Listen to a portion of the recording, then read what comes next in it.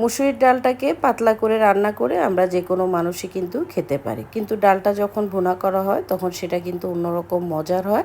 আর এটা সচরাচর পোলাও এবং ভাত দুইটা জিনিসের সাথেই কিন্তু খাওয়া যায়। আসসালামু আলাইকুম সবাইকে, আরেকটা নতুন ভিডিওতে আপনাদের স্বাগতম। আজ আপনাদের জন্য নিয়ে আসলাম খুবই মজাদার মুসুরির ডাল ভুনার রেসিপি। ডালটা ভুনার করার জন্য আমি প্রথমে প্যানে তেল দিয়ে দিলাম। তেলটা যখন গরম হয়ে আসবে তখন মোটামুটি একটু বেশি করে পেঁয়াজ কুচি এর মধ্যে দিয়ে পেঁয়াজটাকে আমি বাদামি করে ভেজে নিব। সাথে দিয়ে দিব কিছু ফালি করা কাঁচামরিচ। আর এই ডাল ভুনাটা তৈরি করা যেমন বেশি সহজ, তেমনি এটা খেতে কিন্তু আসলে অনেক বেশি মজার হয়। পেঁয়াজটা যখন বাদামি করে ভাজা হয়ে আসবে তখন এর মধ্যে আমি অল্প একটু আদা বাটা, অল্প একটু রসুন বাটা দিয়ে দিব।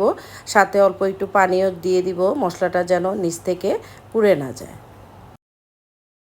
পরে এর মধ্যে আরও দিয়ে দিব আমি হলুদের গুঁড়া 1 চা চামচ, মরিচের গুঁড়া 1/2 চা চামচ, জিরার ফাঁকি 1 চা চামচ এবং পরিমাণ মতো লবণ। পরে সবগুলো মশলা আমি একটু সময় নিয়ে ভালো করে কষিয়ে নিব। মশলাটা যখন কষানো হয়ে আসবে তখন এর মধ্যে আমি টুকরা করা কয়েকটা টমেটো দিয়ে এটাকে আরও কিছুক্ষণ কষিয়ে নিব।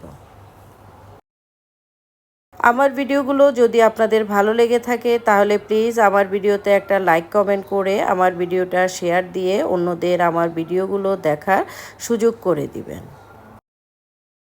মুসুরির ডালটা মশলায় কষানো হয়ে গেলে এখন এর মধ্যে আমি দিয়ে দিব পরিমাণ মতো পানি। এই পানিটা দেওয়ার সময় একটু সাবধানতা অবলম্বন করতে হবে। খুব বেশি পানি দিলে ডালটা কিন্তু ভেঙে ভর্তা ভর্তা হয়ে যাবে। পানিটা এমনভাবে দিতে হবে যেন ডালটা সিদ্ধও হয় কিন্তু ডালটা একটু আস্ত আস্ত থাকবে।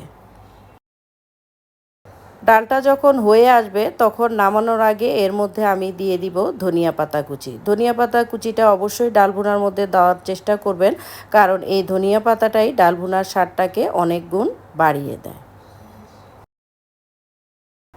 এরই মধ্যে হয়ে গেল অসম্ভব মজাদার স্বাদের মুসুরির ডাল ভুনা।